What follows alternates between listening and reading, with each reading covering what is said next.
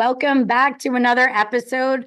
Amazing week ahead of us. I have some empowering women for today's episode. And what I love more about talking about empowering women is that it's their stories, it's their well-being. We get to share, emotional aspects of our lives. And, together we get to learn from one another. And my guests today are they are like really very opposite, but at the same time, they are in sync. So our first guest today, we have Christina Flach, and she is Pretty Girl Makeup.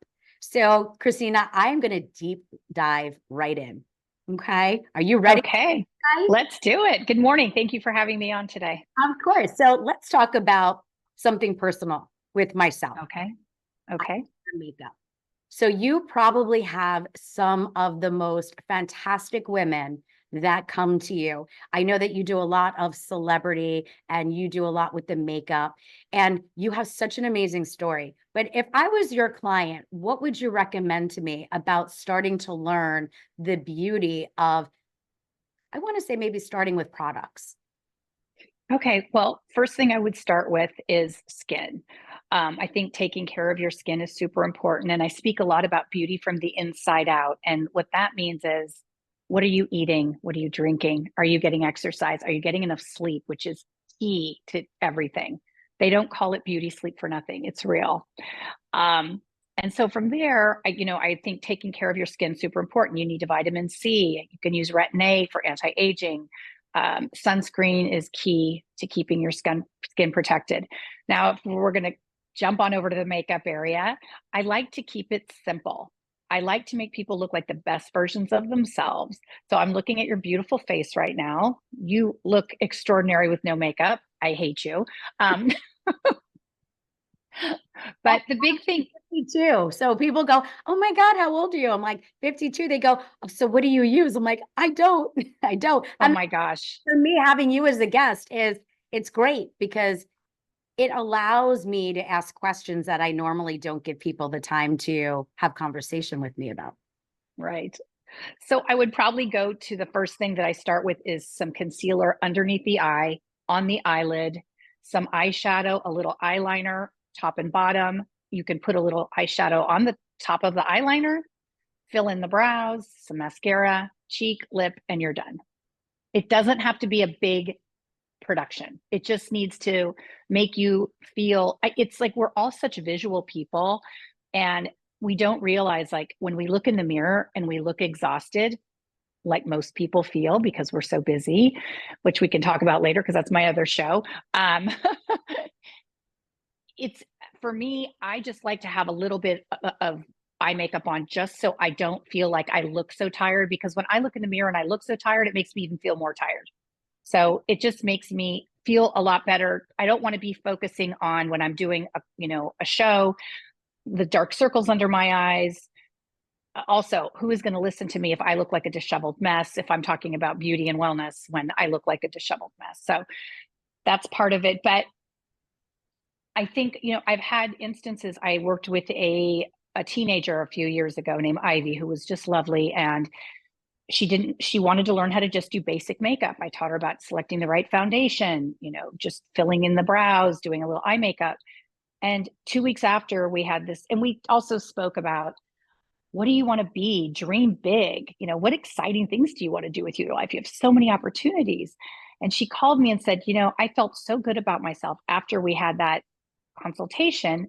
I applied for a study abroad program for art, and I got it. I'm going to study art in Europe for 6 weeks in the summer. And I would never have done it if I hadn't felt so good about myself. And so it's not about this superficial thing that makeup has a bad name about. It's about making you feel like the best person that you can feel like, so you can be your most exceptional person. I love That makes sense. I love that. And what's funny is because I don't wear makeup when I have to do a photo shoot, they always want to put makeup on me. And people will say to me, "Oh my God, you look fantastic." I'm like, "So do I not look good?" I know you can't win with that one. And they're like, "No, no, no. It doesn't look like you." I'm like, "Does it not look like me?" So I feel like for myself and for some of the other people, I think makeup is fantastic. And I think that you absolutely hit it on the spot, which is that there's such a level of self-esteem. And when you're running and you're running and running, you're tired. And, what happens is like you can kind of hide a little bit, right? You can hide a little bit behind the makeup and it makes you feel like you're still fresh and clean and you can present. I just haven't learned to do that yet, one day.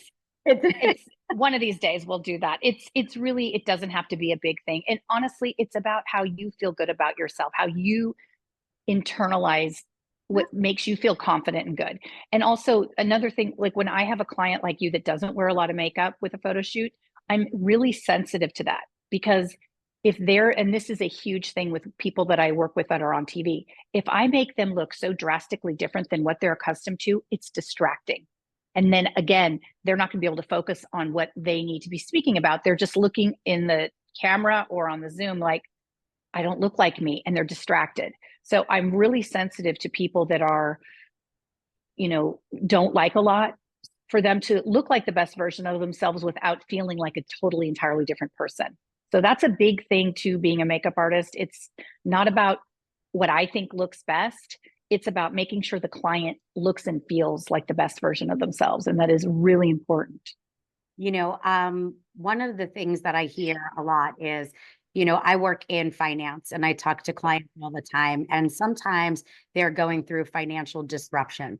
And we talk about things that they could maybe shave back on to save money. But one of the things women never cut out of their budget is their hair, their nails, and their makeup. So if you had somebody that was interested in exploring maybe some new makeup styles, are there any particular brands or recommendations that you would make for somebody who may be on a budget and can't afford some of the higher line, ticket items? I love that question because I am all about saving my clients time and money. CVS, Dwayne Reed, Target all have wonderful lines of makeup that are very economical. The dollar store even has makeup that's not too expensive. Well, it's obviously very inexpensive, but it's, the shadows, the mascara, they're all good. So just getting a couple, you don't need a ton of makeup. And I think I'm starting a new brand called I'm Too Busy because I hear all the time from people, they get sold, they go to a department store and they get sold all these products that they don't need and don't know how to use. So I don't think you're going to have brand loyalty when you're selling people things that are just sitting in a drawer. So you really only need something for your brows. You can use a shadow to fill them in. You need some eyeshadow, some eyeliner, mascara, a little blush for the cheek, and something for the lip. It really can be minimal and it would make a huge difference in just how one looks. And concealer is a big thing too. Concealer hides lots of dark and spots and all kinds of things that are going on. And I know we're talking about, what works, how about from a moisturizer standpoint? Because I feel like, makeup it's so beautiful, but do you recommend makeup that has specifically moisturizers in them? I like makeup, for example, with concealer, and I like it to have something moist. You don't want anything dry under the eyes because that shows fine lines and wrinkles. So we try and keep that area moist. But, you don't need to spend a ton of money on moisturizer either. Coconut oil is fantastic. I just started using organic castor oil, believe it or not, at night when I go to bed on my whole face and neck. And it is amazing and it's not expensive. Consistency is the key here with all skincare and makeup. It's just being consistent with keeping your skin clean and moisturized and hydrated. I love that. And it's funny that you say coconut oil because that's my go-to. I use it on my face. I use it on everything. When I'm going out and I need a glow, I use it on my arms. It's the best. Brush my teeth with it. Oh my God, you're from my tribe. I love you. And do you use it in hot water? That's the key.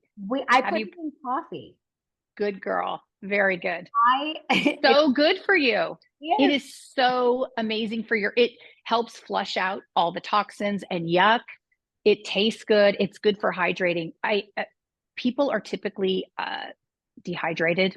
They don't drink enough water.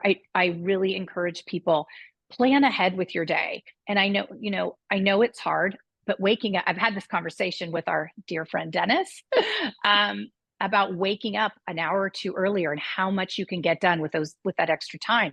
You can prepare your water for the day. I like having either mason jars or water bottles ready to go. You can put tea in there. You can put a little lemon or orange slice, some mint. I make green juice every day. I'll make it for a couple of days so it's ready to go. I have it in mason jars, grab and go. And if you can get in the habit of every time you go into your car drinking water, you don't even have to think about drinking water because you have nothing to do in the car but drive and drink your water. It's like muscle memory. So once again, Totally. we're speaking right now with Christina Flach, and she is with Pretty Girl Makeup. She is a makeup artist to many celebrities and stars, and we are going to be right back and ask her a handful of questions, and we're going to switch. So, Christina. Yes, my love. I'm going to switch gears for a minute because I can't wait. Speak about makeup, right? What I want to speak about is more about who you are as a person and why people follow you and why you bring such inspiration to people every day. So we could talk about makeup all day. We're the yin and the yang, the two of us, but I want to highlight some of the things that you're actually working on. So number one, let's start with your brand in itself. Tell us a little bit about your brand and how you consistently grow your brand and how people find you. Okay, so I am the creator and founder of Pretty Girl Makeup. I'm also the creator and founder now of I'm Too Busy Skincare and Makeup. That is coming soon. I started this because I was a mom driving around drinking my water and I couldn't find a lip gloss that would stay on. I was in a battle with the water bottle and the lip gloss. I just wanted something that wasn't going to make me feel dry and cracked. I wanted something moisturizing. I couldn't find it. So that is how I started. I thought, oh, how hard can it be? Ignorance is bliss. So I worked with a beauty chemist. I thought it was going to be like a week and it would be like in stores. No, it was a year of formulating with the chemist, but it was fascinating because it was with this scientist and figuring out which different oils are anti-aging, but hydrating and moisturizing at the same time. And that would last a long time. So that's how it started. I started in 1999 with Pretty Girl. And so we've been in all kinds of different magazines. I've had celebrities use it. And I love it. And it's fun creating these different products. There's a problem and you want to solve it. And that's how I started Pretty Girl. And so it's the same with I'm Too Busy. I feel that people aren't consistent with their skincare regimes because there are too many steps. So I wanted to do a 3-step process and we've done that and I'm excited about it. So it's fun creating new products.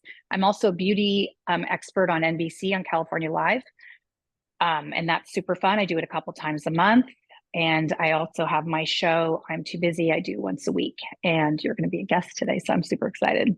And it's fun. And I think what happens is that, you have a lot going on, just like I have a lot and our listeners have a lot going on, but it's about work-life balance. So you are a mom of 4, like I'm a mom of 5. How do you create that work-life balance? And what lessons do you teach your children from your entrepreneurial spirit? I think setting the example for my kids, they see that I work hard. They see that I love what I do, that I'm passionate what I do. And that's what I've encouraged them to do. I've told them, look, figure out what you love doing so much that you do it for free and then figure out how to get paid. I think it's super important. You have to be excited to wake up and doing what you're doing. And so I've kind of found a balance with, I'm all about balance. I need to rest. I also need to exercise every day. I need to be positive and I do a lot of affirmations of just how I want my life to go.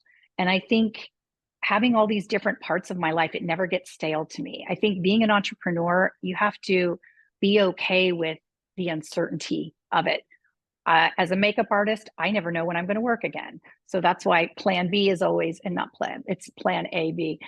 I have Pretty Girl and all these other projects that I'm working on. So when I'm not working on photo shoot with my clients, I'm writing articles, I'm doing podcasts, I'm, on TV doing other things. So it just keeps life from getting stale, having all these different things going on. I love it. Now, one of the things that you are an advocate for is, well, I should say you work in the philanthropy space, like I work in the philanthropy space, and you more specifically are an advocate for sepsis. And you don't hear that very often. Normally you have, hey, I support, breast cancer awareness, or I support, something specific, Crohn's and colitis. So tell us a little bit about that story and why that's important to you. I was married to Ken Flach. He was a former #1 tennis player in the world with his partner, Rob Seguso. We were married for 8 years, and he got a cold, turned to bronchitis, and he wasn't seen by his doctors, and he got sepsis and sadly passed away from sepsis almost 7 years ago. And after he passed, the Sepsis Alliance contacted me and asked if I'd be willing to speak about raising awareness for sepsis, because Ken and I had no idea what sepsis was when he got it. And it is an infection of the blood that attacks all your vital organs. It is completely treatable if treated quickly. So you need to go to the doctor and get a blood test, go to the emergency. Sepsis isn't something that can wait till tomorrow like the common cold. If you wait too long, it will attack your organs and you will die very quickly. My husband, we called the doctor Wednesday. I rushed him to the emergency Thursday. He was on life support Thursday. And by Monday, all his organs had shut down and we had to take him off life support. So I never want anyone to go through what my family and I have gone through. And so I thought it was super important. I feel that, when you're married to someone that is a public figure, you can't just use that for getting tickets and special treatment. You need to do the right thing. It wasn't easy for me to go speaking publicly about raising awareness for sepsis, especially right after he passed, but it was my way of dealing with grieving in a positive way. And that's what I try to do. Grieving doesn't have to be this negative thing because it is so heavy. But I think that if you're doing something to help others, it makes you feel good, which makes the grieving process a lot easier. It becomes a support system. Absolutely. And I also, knowing that I have helped so many people, I get letters and emails and calls all the time from people that have heard me on podcasts or on TV speaking about sepsis, telling me that their loved one was saved. And that makes me feel so good. I love that. I think what happens is that you take for granted our medical system. Is there something that you think could have been done differently? Or what would your number one, I know you're saying go get blood work, but what would be that trigger? How does somebody know to ask for, for that blood test to be performed? You have to be your own best advocate. We trusted our doctor too much, and we should have just gone to the emergency immediately. But we listened to our doctors at Kaiser Permanente, and I had a lawsuit and I won because they failed. You have to, if you know your body, your loved ones, how they are sick, you have to say, like, no, this isn't right. I need a second opinion. And like, for example, if you think you have sepsis when you go to the emergency, I think I may have sepsis. Go to sepsis.org. There's a timetable that says time. T is for temperature. You're either hot or cold. That's what's confusing about sepsis. I is for infection in some place in your body. It could be a cut, it could be infected tooth or bronchitis, something. M is for mental decline. They start kind of being a little bit off. And E is for excruciating pain. So if you have any of those symptoms, tell the emergency, I think I might be septic, and they will take it seriously with a blood test, and they will also hook you up to an IV, an antibiotic IV. So that will totally save you. But once you get sepsis, you're prone to getting it again. So you have to be very aware anytime there's infection in your body that you need to rush to the emergency and get an IV of antibiotic. How does somebody, I know you're saying that there's ways that people can learn more. Do you find that more people, as you're out there being an advocate, do you find that more people have been able to say to you, I've had that experience or this happened to me? I feel like it's one of those things we know what it is, but we don't hear enough about it. I hear so many people telling me the story of not being seen, not being heard by their doctors, and you just have to push it. If you know something's not right, you just have to tell the doctor, no, do it anyway. Because I've had people tell me, oh no, you don't have sepsis. you're too young. No, sepsis, it doesn't need to be an age. It can be any age. So it's one of those things you just really have to know in your heart what is right and push until you get the right answer. I love it. So once again, we are speaking with Christina Flach. We could probably do this all day. So she is the founder of Pretty Girl Makeup. But Christina, you, again, philanthropist, mom, motivator. Tell everybody, where can they follow you and where can they learn more about your causes? You can go to christinaflack.com to see my makeup artistry, prettygirlmakeup.com. You can go to I'm Too Busy TV to see my new show. And we're on Facebook, Instagram, and LinkedIn, and Twitter, and TikTok. We're all over. All the good stuff. Too much of me all over the place. I love it. Well, thank you so much for joining us today. I'm looking forward to being a guest on your show. And until next time, everybody, stay tuned because we're getting ready to bring you another amazing guest.